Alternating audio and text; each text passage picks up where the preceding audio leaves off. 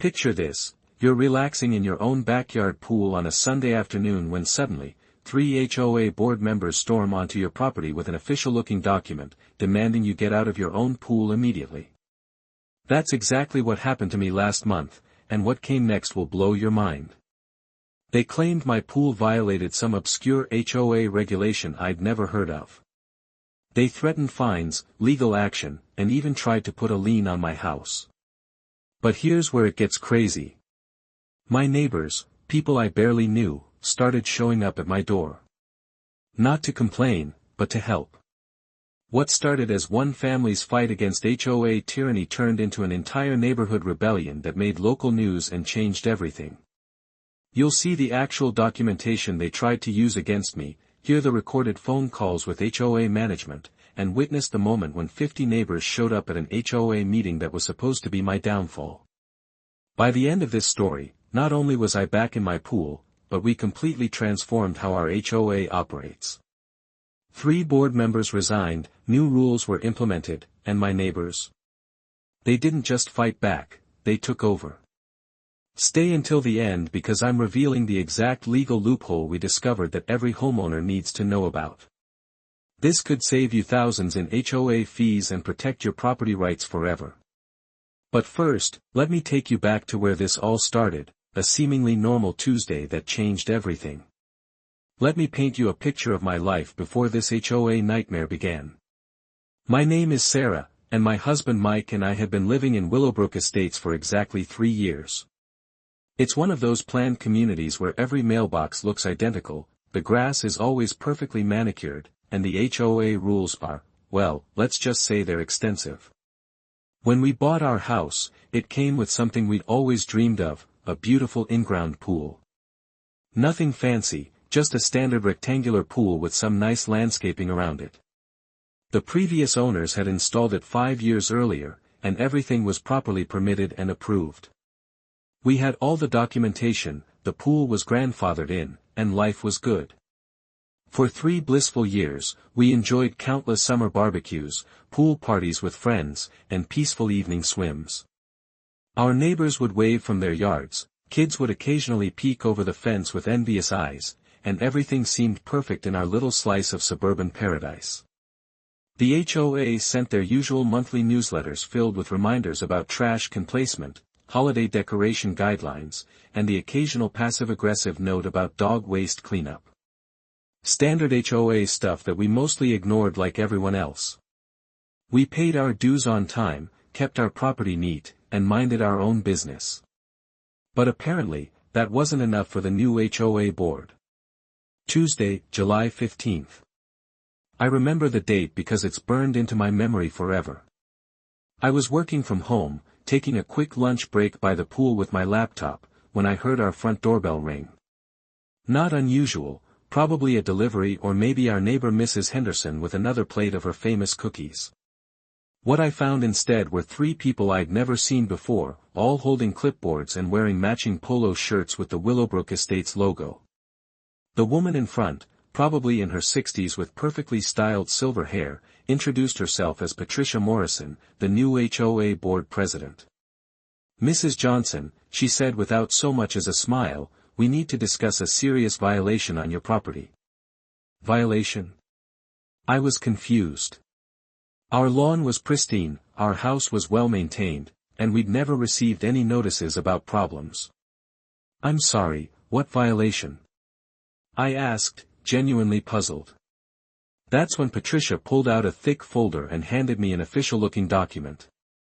The header read, Notice of Major Violation and Immediate Compliance Required. I scanned the document, and my heart started racing. According to this notice, our pool was in severe violation of community standards, and posed aesthetic and safety concerns for the neighborhood.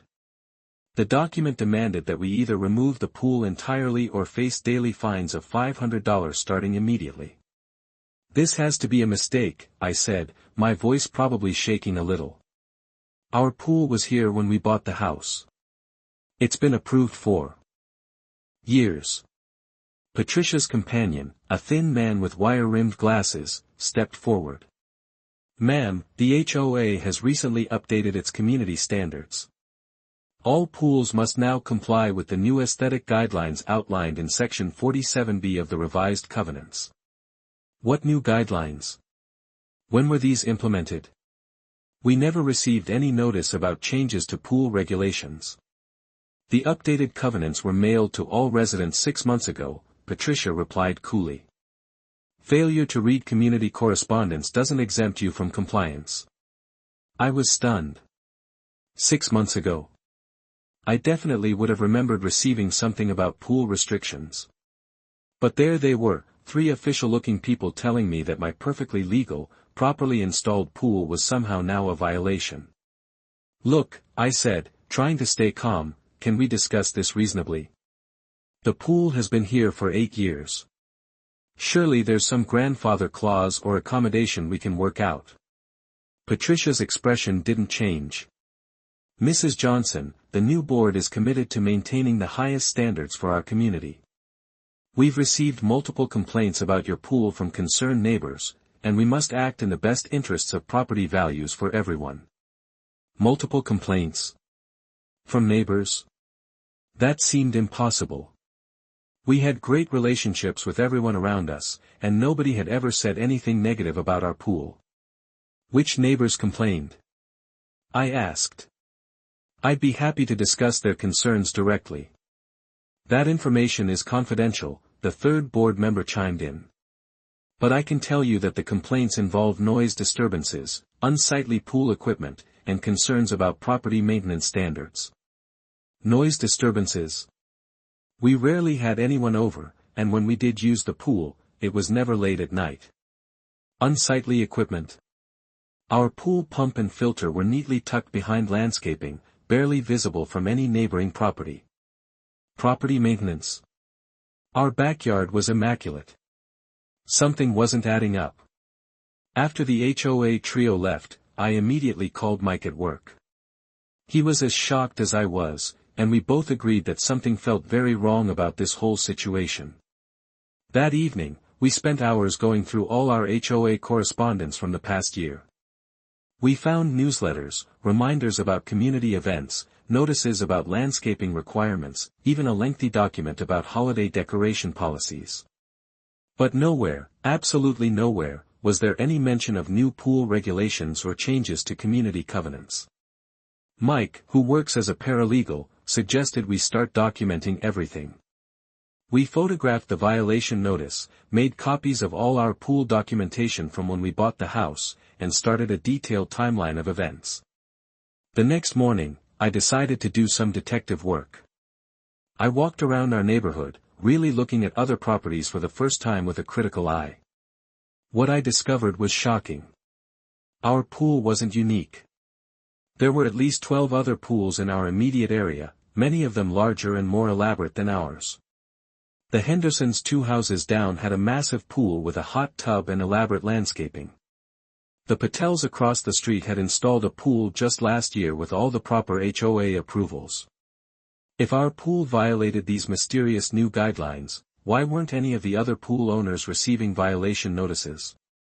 That afternoon, I decided to reach out to some of our neighbors to see if they knew anything about these supposed complaints. My first stop was Mrs. Henderson, who I knew well from our many friendly conversations over the fence. Complaints about your pool, she said, looking genuinely confused. Sarah, honey, I love your pool. My grandkids always ask when they can come swim again. Who would complain about that beautiful setup you have? Same response from the Patels, the Johnsons, no relation, and the Martinez family. Not only had none of them complained about our pool, but several mentioned that they thought it was one of the nicest in the neighborhood. Something was definitely not right here. That weekend, I decided to attend the monthly HOA board meeting. I'd never gone to one before. Like most residents, I figured they were boring affairs discussing mundane community maintenance issues. But now I needed answers. The meeting was held in the community center clubhouse, and I was surprised to see only about 15 residents in attendance out of our 200-plus home community. Patricia Morrison sat at the front with 4 other board members, conducting business with the efficiency of a corporate boardroom. When they opened the floor for resident concerns, I stood up and politely asked about the new pool regulations mentioned in my violation notice. Patricia's response was immediate and cold. "Mrs. Johnson, your specific violation matter is not appropriate for general community discussion. Please schedule a private meeting if you wish to discuss your compliance issues." But I pressed on. "I'm not asking about my specific situation. I'm asking about the community-wide pool regulations that were supposedly implemented 6 months ago. Other residents with pools should know about these changes too." An uncomfortable silence fell over the room. I noticed several other residents looking around at each other with confused expressions. Finally, a man I didn't recognize raised his hand. "Excuse me, but I also have a pool, and I never received any notice about new pool regulations. When exactly were these changes made?" Patricia shuffled through some papers, clearly flustered. The updated covenants were properly distributed according to community bylaws. If residents failed to receive or review their correspondence, that's not the board's responsibility. But now a woman in the back row spoke up. "I've lived here for 10 years and I read every HOA communication carefully. I never saw anything about pool changes. Can you show us the specific documentation of when and how these changes were approved?" Patricia was visibly uncomfortable now. This meeting is not the appropriate venue for challenging board decisions. The community covenants are available for review at the management company office during normal business hours. That's when I realized what was happening. This wasn't about legitimate rule changes or community complaints. This was about something else entirely, and Patricia Morrison was scrambling to cover her tracks. After the meeting, several residents approached me. The man who'd asked about pool regulations introduced himself as David Chen, and he was livid. "They tried this same thing with us last month," he said quietly. "Not about our pool, but they claimed our deck violated some new regulation that didn't exist. We fought it and they backed down, but not before causing us weeks of stress." The woman from the back row joined our conversation. "I'm Linda Walsh, and I've been tracking some questionable decisions from this new board. Your pool situation fits a pattern I've been noticing." That's when I learned something that changed everything. Patricia Morrison and her allies had been elected to the HOA board just 8 months earlier, running on a platform of improving community standards and property values. Since taking control, they'd issued violation notices to nearly 30 families for various alleged infractions. But here's the kicker: in every single case, the violations involved expensive fixes or modifications that coincidentally required services from companies owned by board members' relatives or friends. Linda Walsh turned out to be my guardian angel. A retired accountant with a passion for community organization, she'd been quietly investigating the new HOA board's activities for months. What she'd discovered was a systematic scheme to generate revenue through manufactured violations. Over coffee the next morning, Linda spread out a detailed chart she'd created tracking all the violation notices issued since Patricia's board took power. The pattern was undeniable: pool violations requiring specific landscaping companies, Patricia's son-in-law's business, deck and patio violations requiring specific contractors, board member Tom Wilson's brother's company, landscaping violations requiring specific maintenance services, board secretary's husband's lawn care business, exterior paint violations requiring specific painting contractors, Patricia's nephew's painting company. "They're running a racket," Linda said bluntly. "They create fake violations, pressure homeowners into expensive fixes, and funnel all that business to their friends and family. It's corruption, plain and simple." But Linda had done more than just document the pattern. She'd also done deep research into HOA law and discovered that the board had violated several statutory requirements for implementing covenant changes. According to state law, she explained, any changes to community covenants must be approved by a majority vote of all homeowners, not just the board. The changes must be properly noticed with at least 60 days advance notice, and homeowners must receive certified documentation of exactly what's being changed. None of those legal requirements had been met. The new pool regulations Patricia kept referencing didn't actually exist in any legal sense. Linda had also discovered that the board had been holding illegal closed meetings, making decisions without proper quorum, and failing to maintain accurate records of their proceedings, all violations of state HOA governance laws. The good news, Linda said with a smile, is that we have grounds to challenge everything they've done. The bad news is that fighting an HOA board can be expensive and time-consuming, and they're counting on most people giving up rather than fighting back. But Linda didn't know me very well yet. I don't give up easily, especially when someone tries to bully me on my own property. That evening, Mike and I made a decision.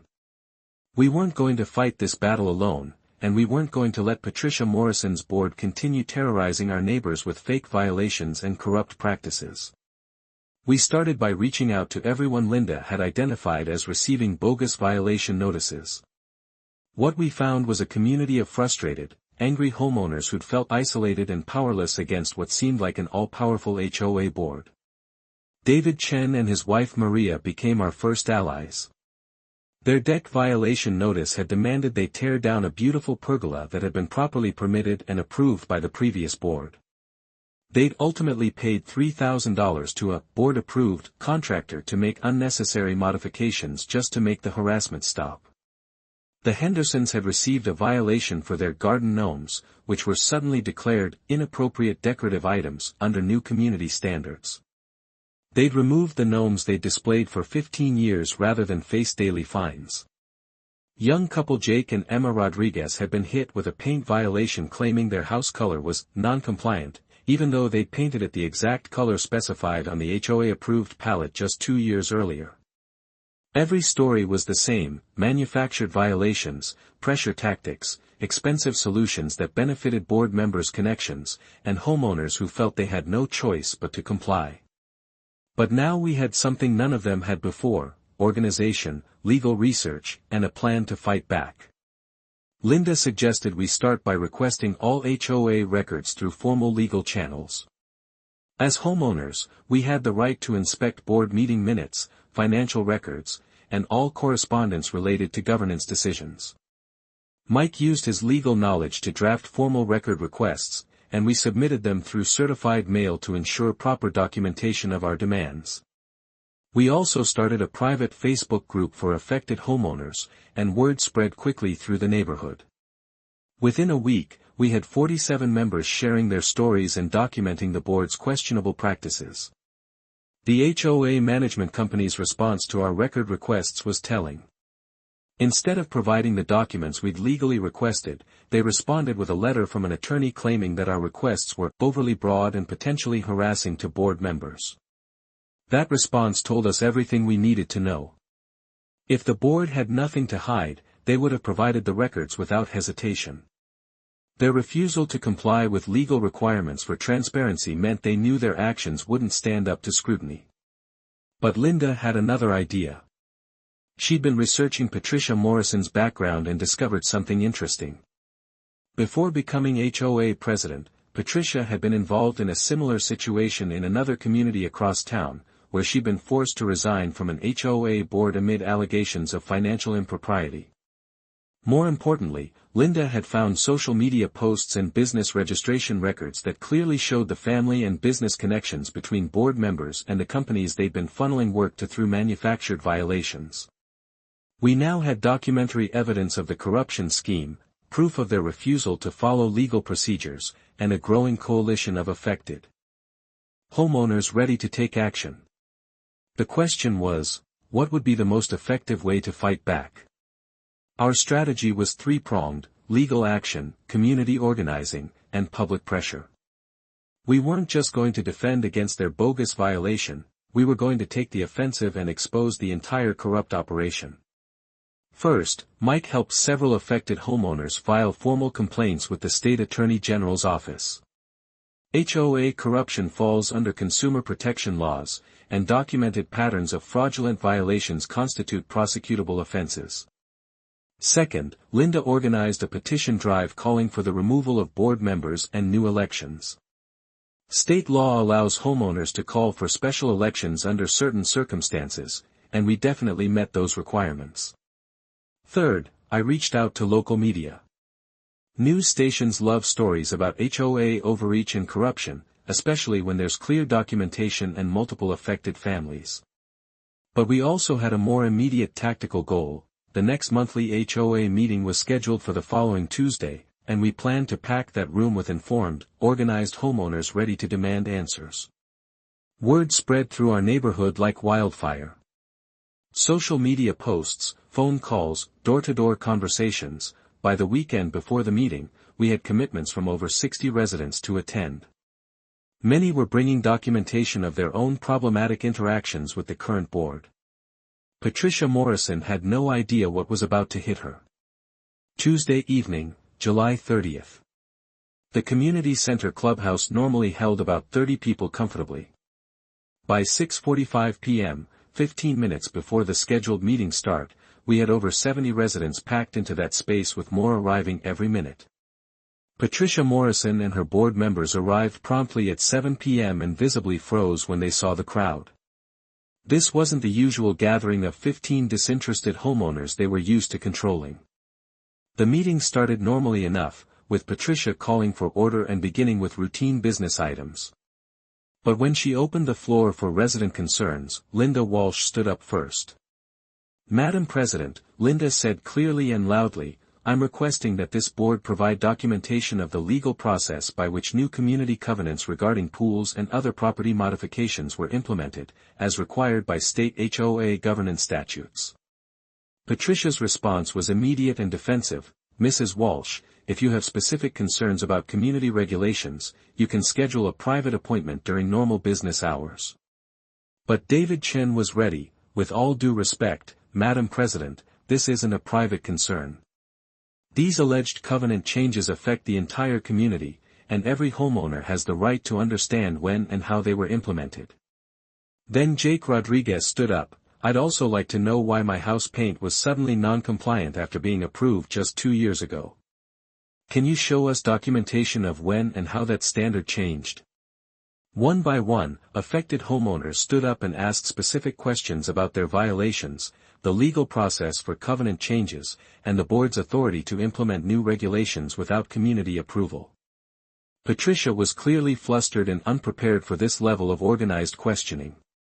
She kept trying to defer questions to private meetings, but the crowd wasn't having it. That's when I stood up. "Mrs. Morrison," I said, my voice carrying clearly through the packed room, "you issued a violation notice for my pool, claiming it violates new community standards. But my research shows that no such standards were ever legally implemented. I'm asking you directly, in front of this community, can you provide documentation showing when these pool regulations were approved by homeowner vote, as required by law?" The room fell silent. Every eye was on Patricia Morrison, waiting for her response. She shuffled through papers, whispered with other board members, and finally said, "Mrs. Johnson, your specific violation is a matter for private discussion." But Linda was ready for that response. She stood up holding a thick folder. "Then let me ask a broader question," Linda announced.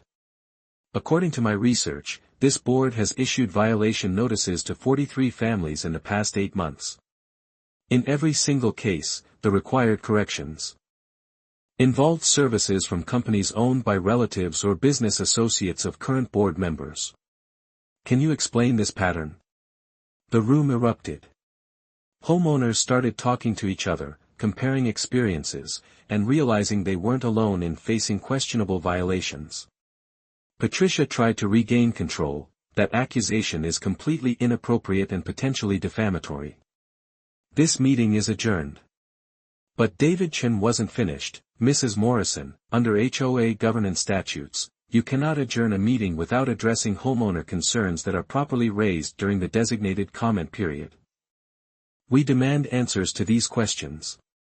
What happened next was unprecedented in our community's history. Instead of leaving when Patricia tried to adjourn the meeting, nearly every resident stayed.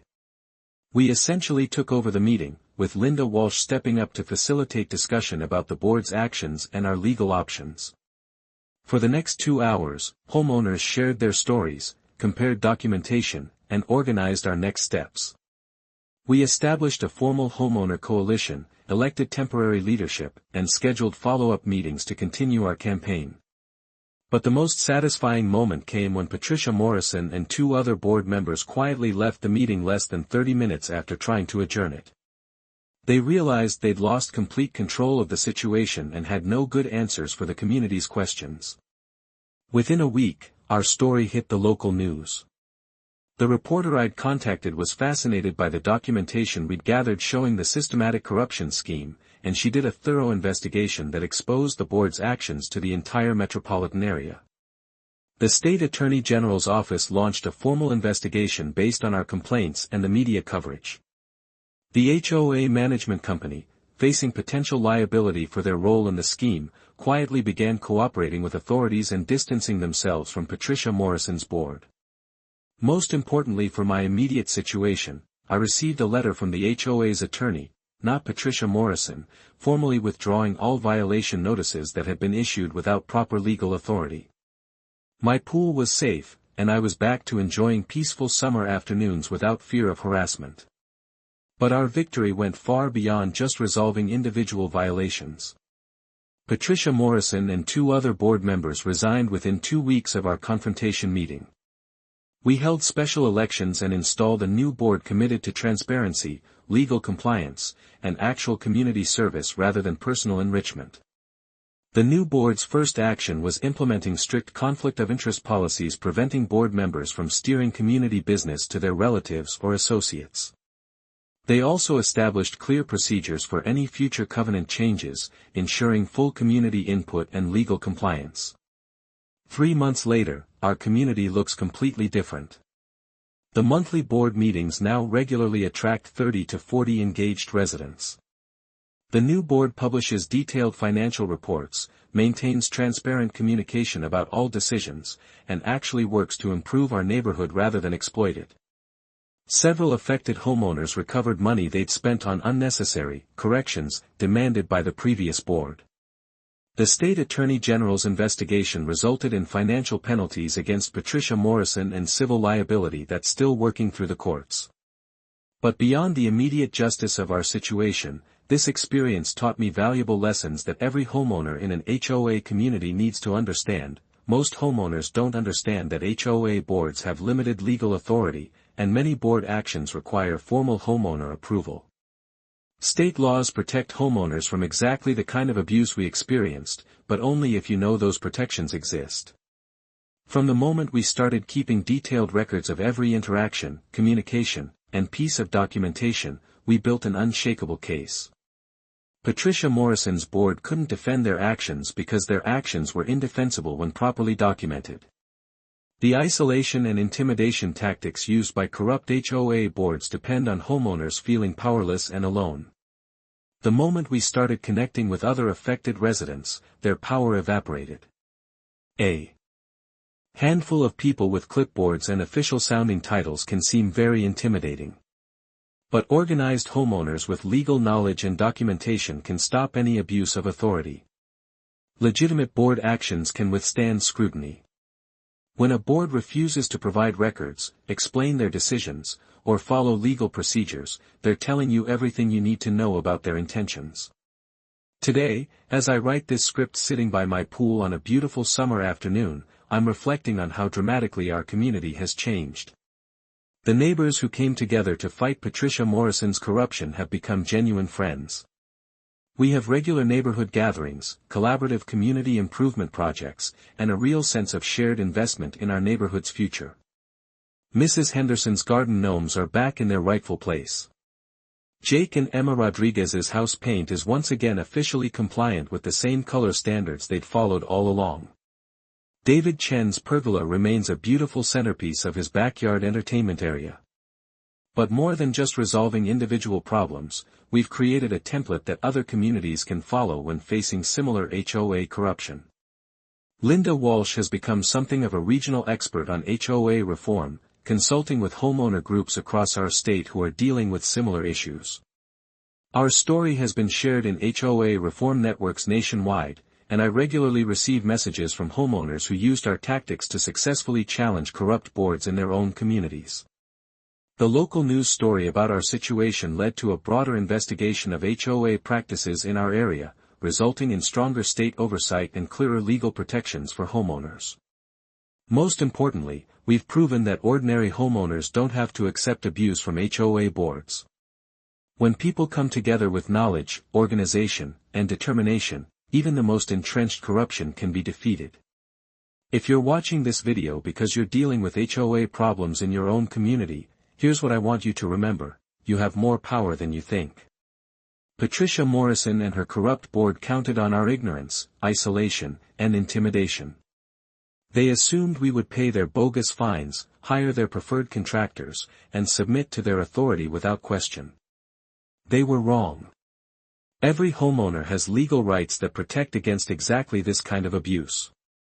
You have the right to see HOA records, to understand how decisions are made, to participate in governance, and to challenge actions that violate legal procedures. But rights without action are meaningless.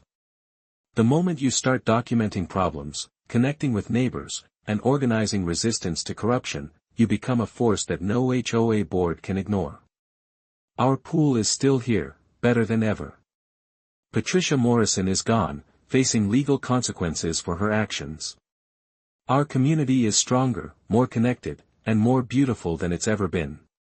And it all started with 3 people showing up at my door with fake authority and manufactured violations, thinking they could bully me into submission. They thought wrong. And if you're facing similar problems, they're wrong about you too. Don't let anyone steal your peace of mind, your property rights, or your community. Fight back. Organize. Win. Your neighbors are waiting for someone to take the first step. Be that person. Thanks for watching, and remember, this pool is ours now, and it's staying that way.